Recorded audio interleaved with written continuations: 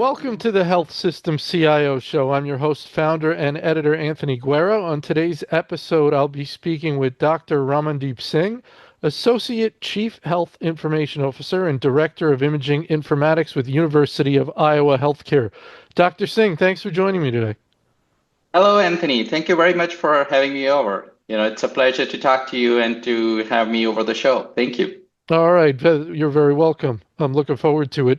Dr. Singh, if you want to start up by telling us a little bit about your organization and your role. Yes, Anthony. So I'm a Associate Chief Health Information Officer for imaging at the University of Iowa. I'm also the Director of Imaging Informatics from the IT side of things. And I have a few other roles of Director of CD and, the Chief of the Contrast Committee, which I'm heading from some of the quality and safety initiatives. So largely my role cements as any imaging that intersects either radiology or non-radiology services. And that would include some of the imaging aspects of, for example, the clinical side of things.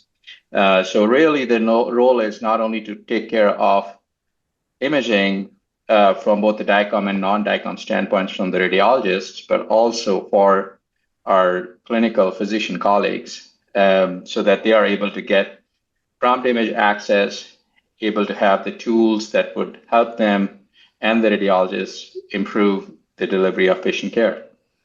All right, excellent. That's very good. So I believe you spoke at the SIM conference recently, and I believe your talk was around the idea of increasing volumes, perhaps steady state or decreasing radiologists, all bad, right? Decreasing reimbursement. So a lot of bad headwinds there and trends, but you've got some ideas on solutions, things around cloud, things around AI that can deal with some of these headwinds. So if you want to first give us an overview of again, your vision of the dynamics going on around imaging in health systems, and then we can go into solutions. But what are the challenges you're seeing? Yeah, no, that's a great question, Anthony. And that was exactly what my talk was centered on. I mean, radiology at this point, it's facing what you call it as a shortage equilibrium. So how do we define it? So what is happening is that by 2038, from what the data shows, radiology might have only 90% workforce adequacy. It's even getting lower because of the higher attrition rates, which have more than doubled on an annual level. Starting off from some years back, it was 1.1 and now it's 2.5%.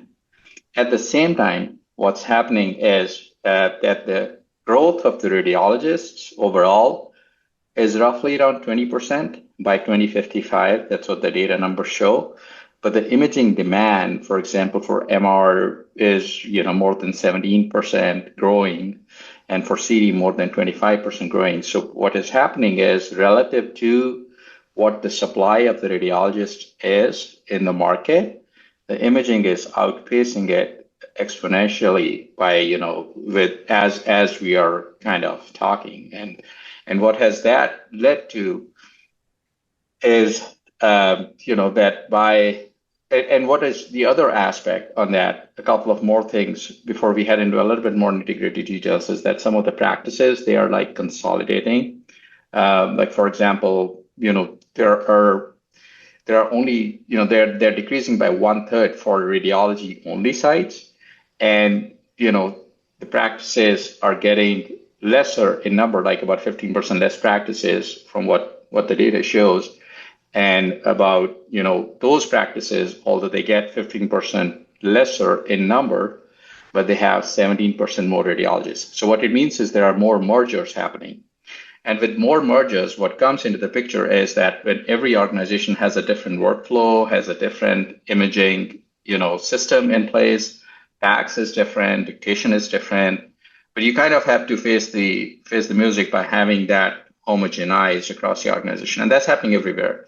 It's not only from the University of Iowa standpoint. I mean, we grew, we had a need in the state to take on another healthcare system that was facing financial challenges, and we took on that. Then we constructed another healthcare system over, the last couple of years. These are the two. And then we got 50 plus cancer clinics across the state.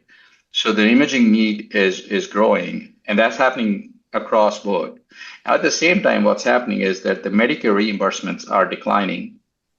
If you talk about the RVU unit, it was like 38 peak at 2001, and it's been going down at now 32.35, something sitting there.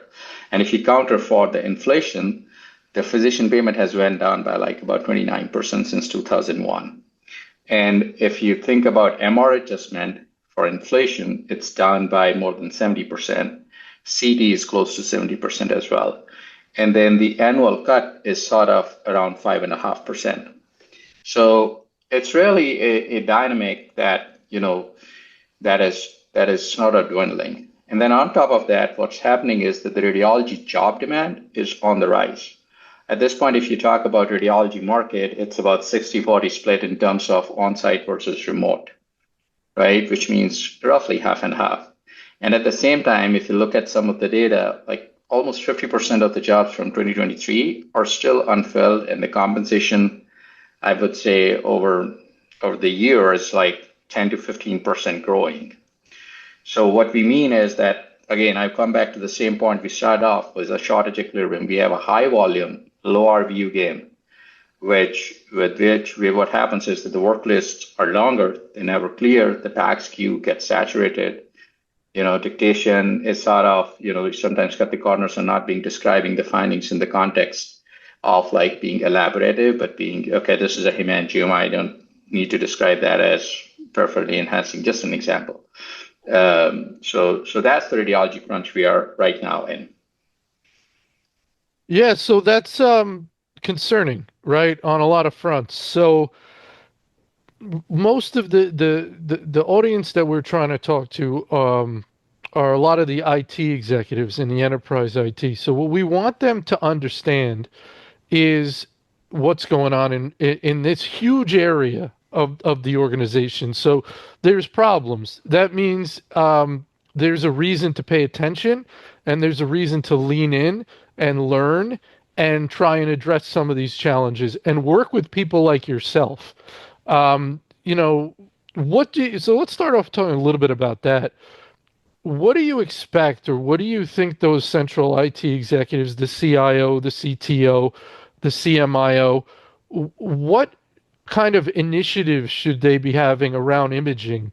Or is it more a bottom up where it bubbles up out of radiology or other areas of operations where they actively go to IT and say, hey, we need some help, or here's some challenges?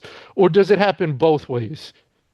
Yeah, no, that's an excellent question. And going to the point that it's extremely important to answer that in first place. So different organizations function in a different way. I would say short answer to that question is go both ways. Mm-hmm. A longer answer would be based off how the organization framework is, or in other words, how the dollar flows.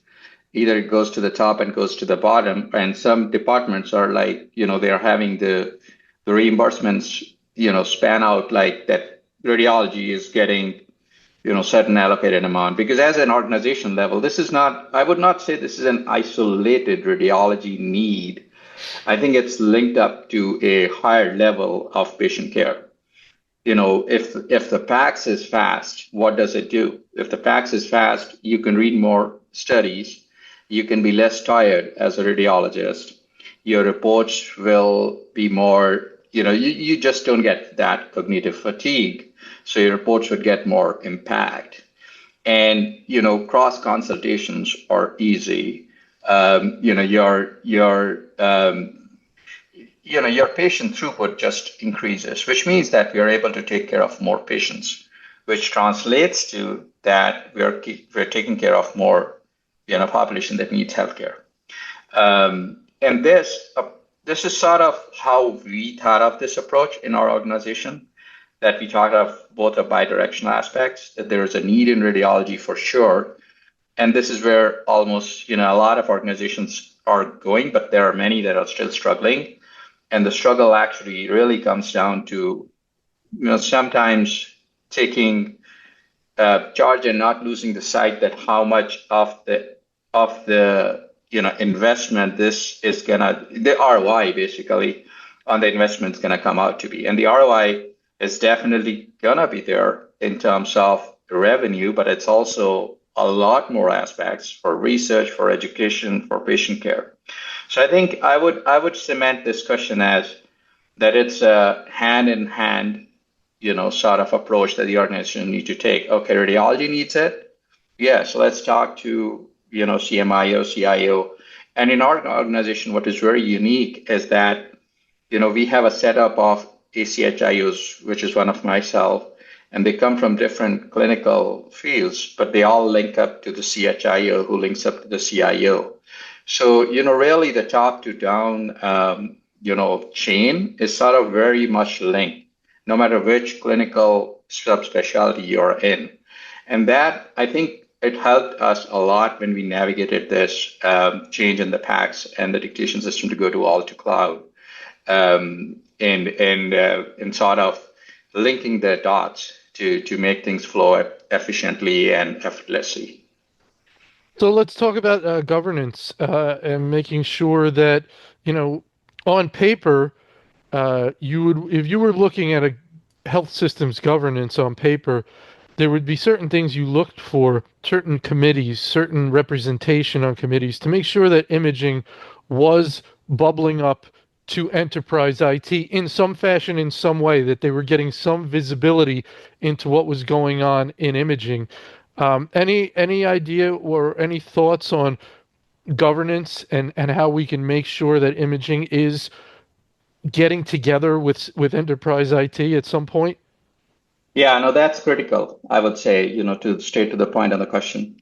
So one of the key things that we strategized, which is sort of what I shared at the same presentation as well, is that we bucketed our core team and the governance structure that we have an executive oversight committee, and this is one thing I want to share, with the audience so that folks who are actually into this process, they can get sort of a little bit of insight into this.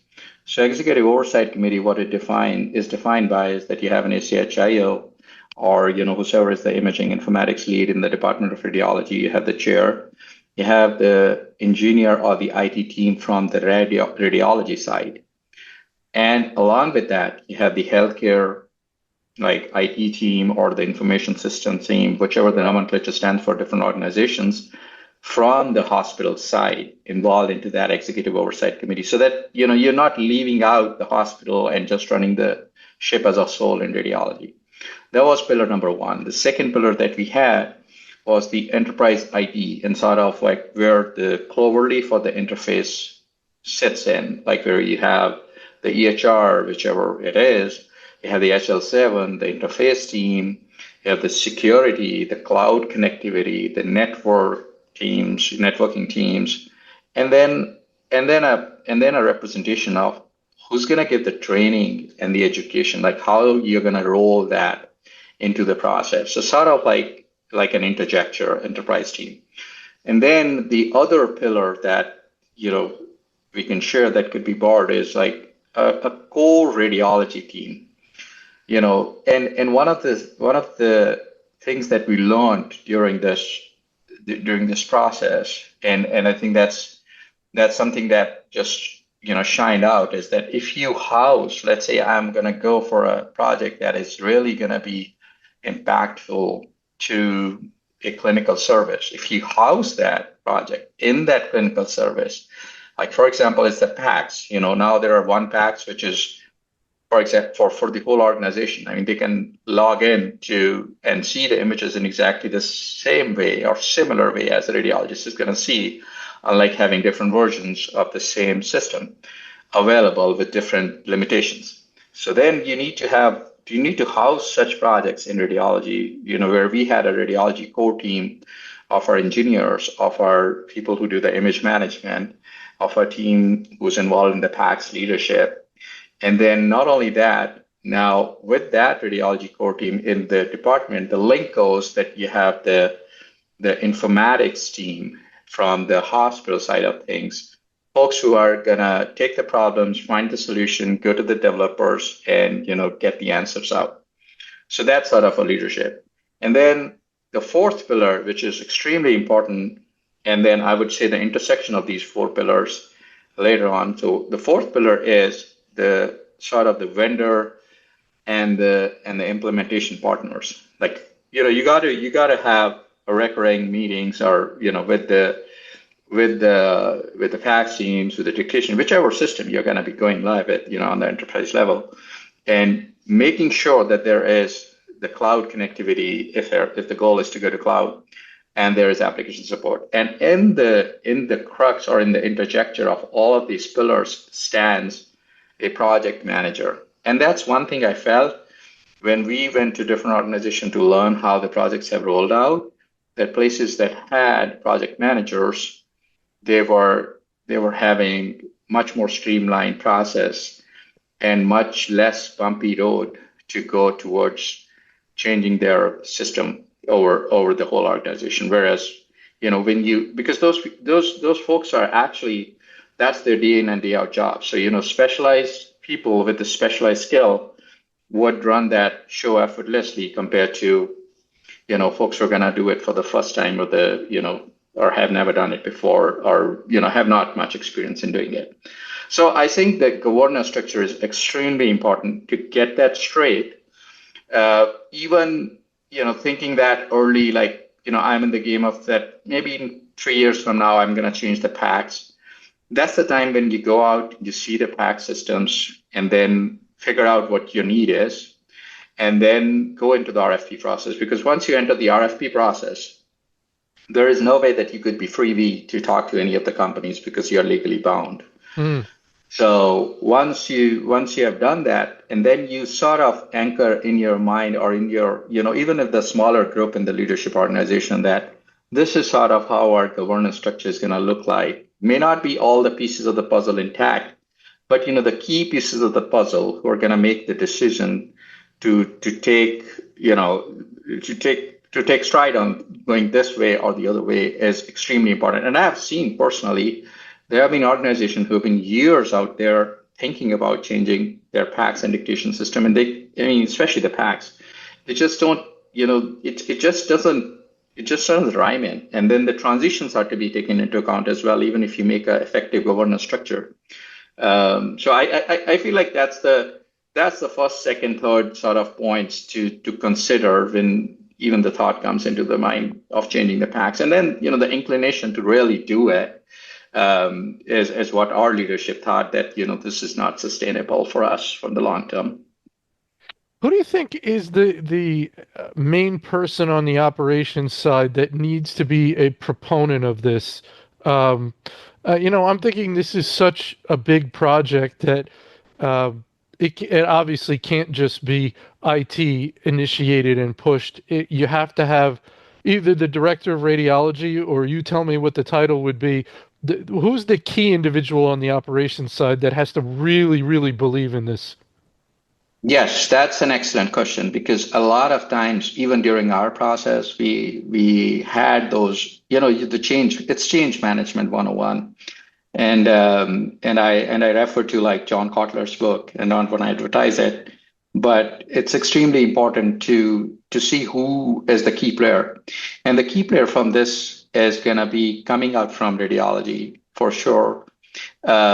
Because you could have the leadership say and agree, and okay, we're going to do it. But there has to be somebody who's at the nodal point of running the show, who has the oversight of how things are, who has the vision to see how it's going to impact the clinician, how it's going to impact the radiologist, what are the challenges that you see downstream.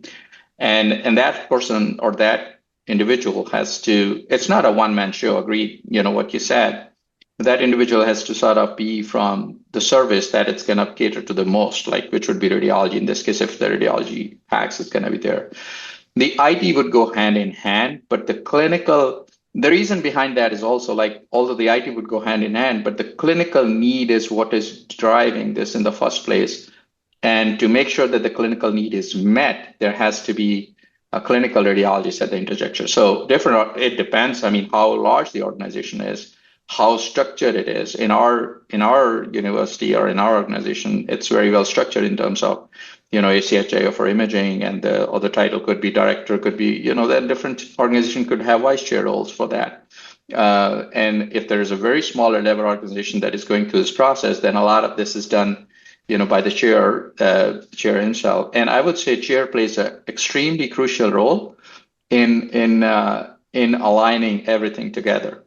Because the chair is always a bigger voice for the department. And for us, our chair had this vision to get to that point that we get to a new PACS because our PACS is dying. And we had a couple of unsuccessful attempts in the past where, everything wasn't lining up, finances, and it was COVID times, finances wasn't lining up. We tried for the dictation upgrade. It didn't go through well.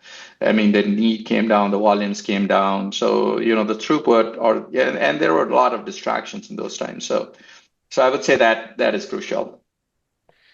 Is there any dynamic here where radiology is the key player, must be a key proponent, and yet on some level this involves a giving up of control by radiology of using all the solutions they wanted and they needed in order to put in a better approach for the enterprise. So it's again it's giving things up for the betterment of the organization, but nonetheless giving things up, which not everyone is excited to do.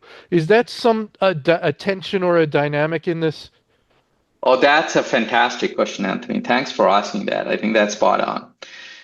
So what happens when we drill down to the nitty-gritty details of the process and control, ownership, we have done this thing this way for decades, and we just know the system that works the best, and transitions are hard. People are not going to like this, or people are not going to like that. We are giving up this functionality on the current system, or it's going to be a disaster. All those thoughts come into the play. And at that point, I think it's critical, and a radiology champion or group of radiologists who are leading this effort to be on the same side, because this is a need for radiology primarily, and then for clinicians. That's one. But at the same time, the way the world is changing, and the way we are moving with AI, and the way we are moving with different solutions across board, the technology is changing faster than humans can adapt to, and we need to admit that. We need to embrace that, and we need to embrace for new technologies. At the same time, we need to take care of our physician colleagues in a way, because it's going to be a big change for radiology, but a bigger change for them. But at the same level, if you think from the patient perspective, let's say I've read an imaging, and one of the clinicians is looking at those images, and let's say it wants to draw an ROI to take a quantitative value of the disease that has either gotten worse or improved.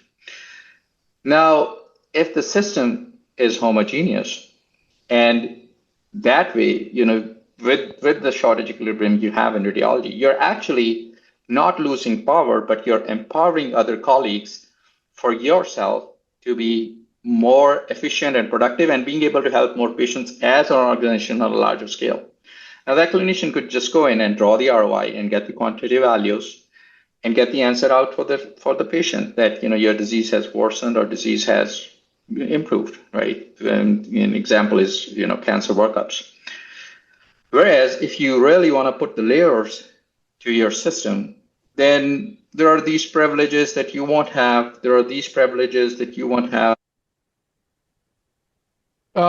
Tricky Dr. to actually. Oh, go ahead. Go ahead. You just cut out for a second, but go ahead. Okay.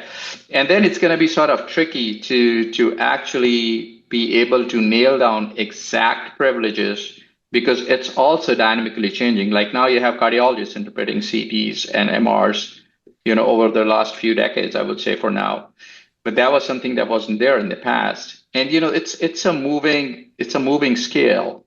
So having a one system actually in the longer vision is actually fruitful ultimately to our patients, to whom we are the most responsible for.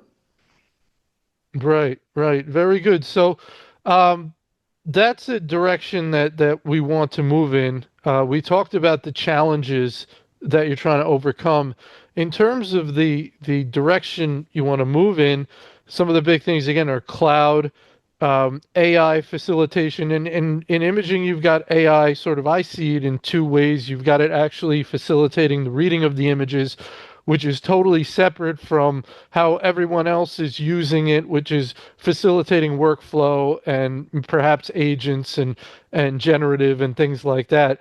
So you have that additional area of actually reading the images in radiology. So you want to talk about sort of let's take cloud first. What problems does moving to the cloud help solve for you? Obviously, it's a big deal. It's a big undertaking. It's a direction folks like yourself think organizations need to move in. There's upside. There's got to be challenges. There's cost. There's things like that. You could have challenges around cybersecurity, which you mentioned, um, and things like. And also, there could be some challenges around business continuity, because if you did lose access to that cloud provider, you could come up with different scenarios where you'd be okay if it was still stored on premise, but you're not okay now that it's in the cloud in terms of business continuity. It all depends the scenario you play with. But let's take your thoughts on cloud at a high level as a solution and the problems it solves, and then the challenges. Yeah, no, that's a great question. So one of the things that always crosses your mind when you think about cloud is that the data are not going to live within the organization, right? It's weird to think that, an organization data could be sitting like 500 miles away. But at the same time, if you think about the infrastructure that is needed to support your servers continually, and this is happening to a lot of different places that have on-prem solutions. And I'll give you a very fine example, a real time, which happened to us. So that what happens is that if you want to scale up your speed, you can't do that because your GPUs are fixed. You need to get new GPUs to be able to do that, and it's a process. There's going to be an investment involved, and over the years we have realized that even storage on-prem versus storage in cloud, there's at least a minimum difference of 30% in terms of dollars that we're talking about. The example to this I want to relate to is, for example, we went live with our new packs, and we discovered a problem that was there in the previous packs but was never highlighted. Was that when the studies are completed, there wasn't a message that would come to the radiologist that all the images are now there in the patient jacket and you could review them. So what would happen is that you look at the key images, you could do the interpretation. More likely than not, they're going to be always there, right? But there are going to be fewer instances where, let's say, you have maybe one series missing, which is not the key series, maybe just the dative series, and may not impact that patient, but would be impactful in otherwise. And then we discovered on the new packs that it gives us a message that the series are not complete, and then it's a 30-second cooldown that we sort of have to wait for it to double check that all the images are there, and then we can interpret it. Now that to the radiologists looked like a problem because this was never present before, and thought that maybe the new system is slower. But then how we mitigated it, we took it to the vendor and we said that this is what's happening. And what was the solution? The easiest one, and that's what fixed a lot of that nuance that was coming to our way. They just upgraded the cores that were allocated in the cloud for us. In other words, they just upped the processing power for the system to work faster. Now that capability is not going to be there if you're going to be on-prem. I mean, you could build a really, really futuristic server with like 10 years in mind, but you can't go beyond that time limit. And with the need of the data that it's growing, it's sooner or later that the systems are going to be cloud-based. I mean, it's just going to happen. And then the other thing about the business continuity is that we don't really need to fear about that if we go to the cloud, we're going to lose entire data, and what happens if the server crashes or is down and you're not able to access images, because a lot of the solutions, it's pretty rare, but B, there are solutions that you can still keep on-prem with, which we did for about a couple of weeks of patient data to be able to navigate that challenge if it happens, right? And if you're talking about the server breakdown, that can happen on-prem too. What's the backup to that?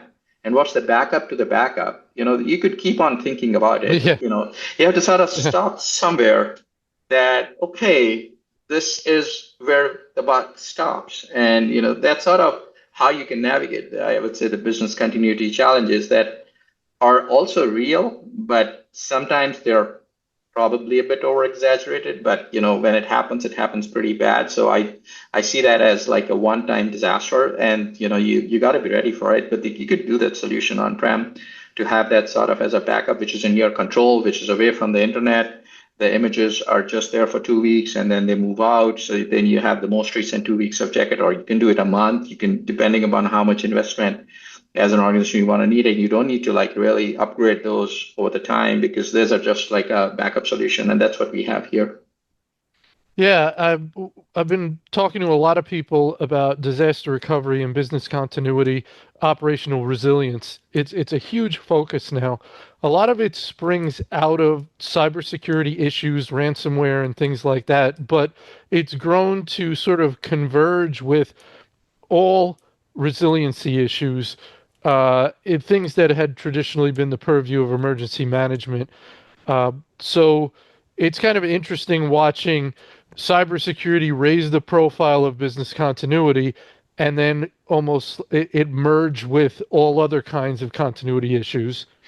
And when you study that type of thing, uh, you realize the important clinical functions that can pretty much bring a health system to its knees. And it's not per se the EMR, it's the imaging, it's blood work, it's pharmacy, it's things like that. So people can practice, and you tell me, you're the physician, but from what I've heard, sort of you could practice without the EMR because it's a documentation tool. And yes, it facilitates information exchange, but it's a documentation tool.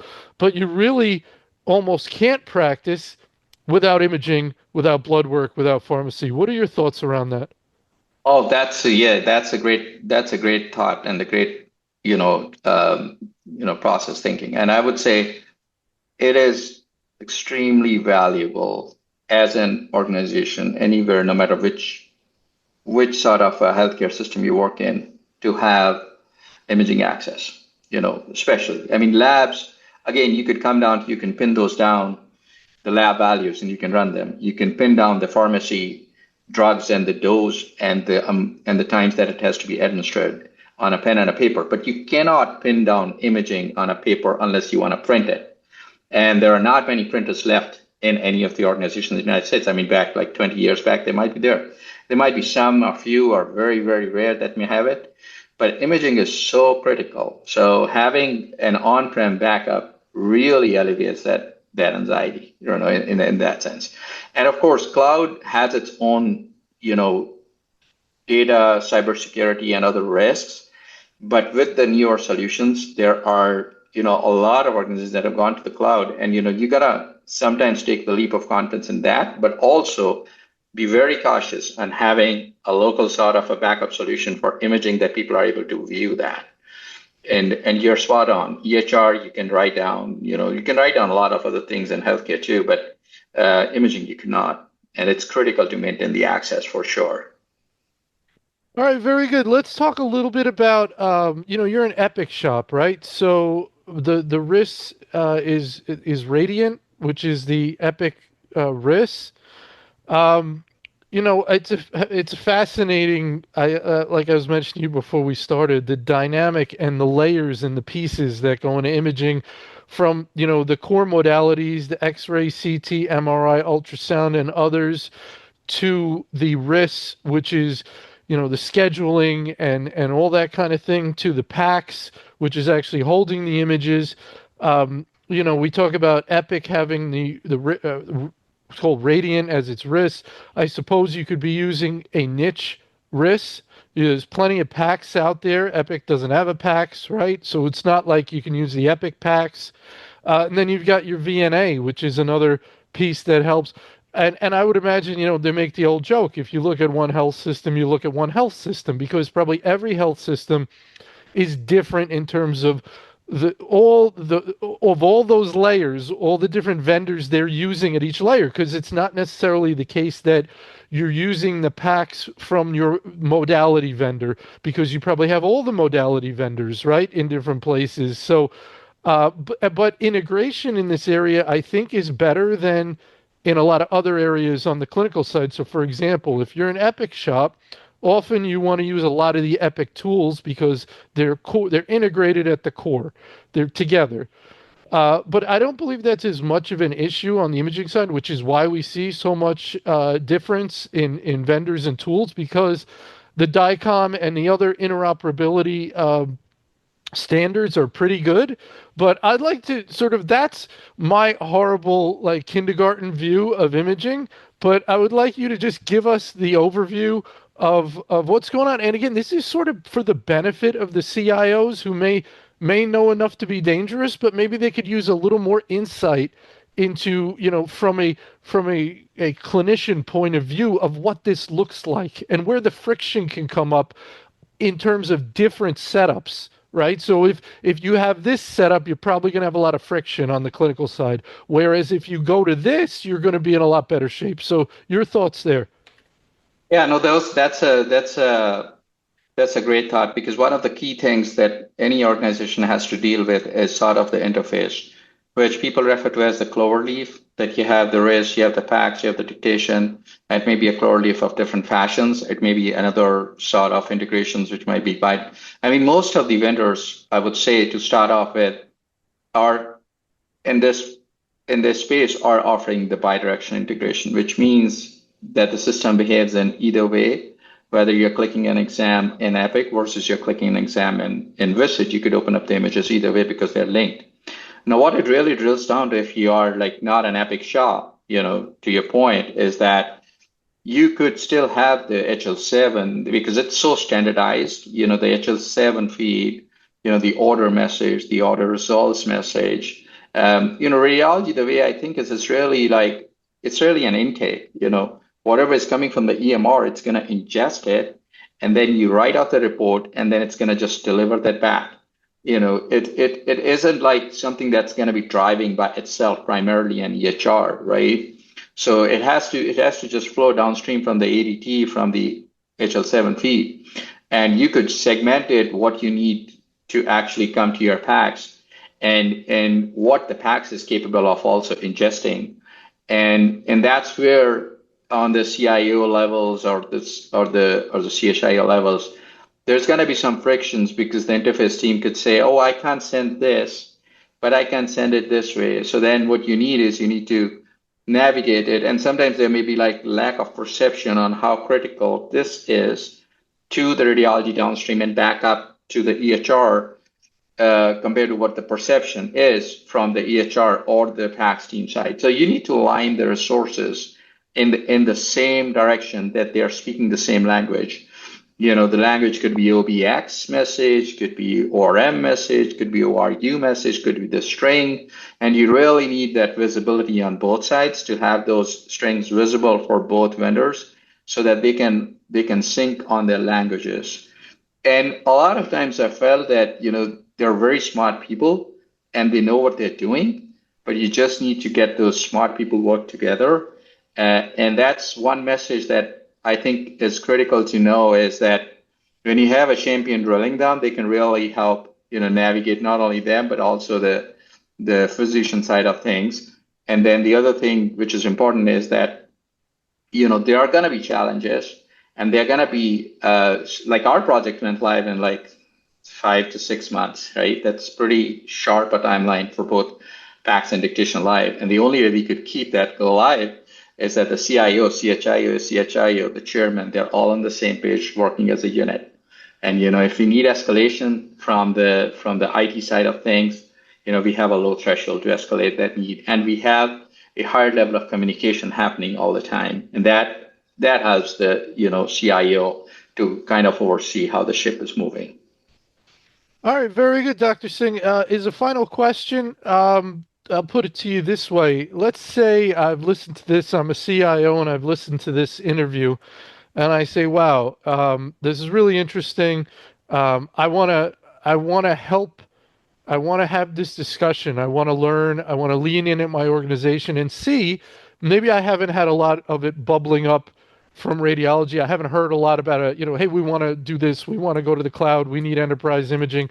But I'm intrigued by this discussion, and I want to see if there's a problem at my organization. And I want to sound out the right folks and say, hey, is this something you're thinking about? Because I'd like to support it if you want to move in that direction. Would you suggest that kind of approach? And who should they speak to? And how would you frame it up so it's well received by whoever they're going to speak to? Yeah, no, that has also that that question actually is a lot of questions into one. I would say that. So if that process is going to start from the mind of the CIO, the first port of entry would of course be the healthcare information systems, and the first key people to talk to would be the folks who deal with security, the VPN, and all those. Like if the data are going to go to a cloud from the institutional perspective, and then if that need in the mind of the CIO is for, let's say, ophthalmology or radiology or pathology or cardiology, what imaging services, and most of the time this would come from radiology, I can say you that. Then, in that discussion, when you whet the appetite of that, okay, the networking, the security, and the key pieces of the puzzle we can handle internally, and then just, talk to radiology. And sometimes the Hmm. best approach might be you just go to their faculty meeting, get a 15-minute agenda. And we went to a lot of faculty meetings across the organization just to raise awareness that this is coming because it's a big change. So you just go to the faculty meeting and say, hey, how are you folks feeling about the current system? Or is this fulfilling your day? Are you going back home as a happy radiologist? Because to me, a happy radiologist means a happy organization. Or you are thinking that you're struggling, and one of the potential solutions is that this is, and I would say that they're going to be voices that are going to, yes, we would be supportive of such a change, and what can we do to help the organization go through that change? So I think if it's in the CIO mind, I would say that would solve a lot of the issues that will come down way, because you sometimes need to escalate to CIO that this is we need these resources or we need that resources. But if it comes from top down, the approach is a lot more streamlined in the first place because you have all the key players lined up.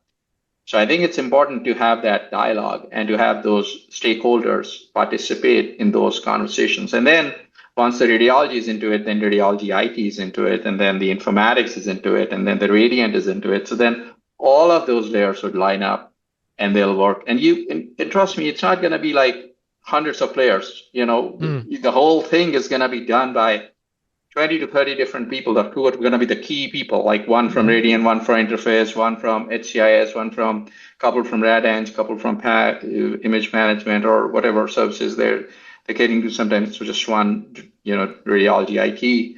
And then you would layer them. And then when you would have the discussion with those folks, those are the people who are going to tell you as a leader that we would need this person on the team. We would need this person. This representative is missing. This representative is missing. And that's how you would know. And once you institutionalize that as from the stakeholder perspective, then you just put in down, one, person who's going to just make sure that the dates are lined up, make sure that the meetings are lined up, make sure things go running, like a catalyst basically in the whole process. And that's where I perceive like project management as coming into the picture. Yep. Yep. Wow, Dr. Singh, that was a tremendous chat. Really, really great information in there. I think it's going to be very, very well received. So I want to thank you so much for joining us today and sharing your insights, and I hope we can definitely catch up with you again down the road. Absolutely. Thank you very much, Anthony. It has been a pleasure talking to you, and thank you for all the fantastic questions. Have a great day. Yeah, thank you.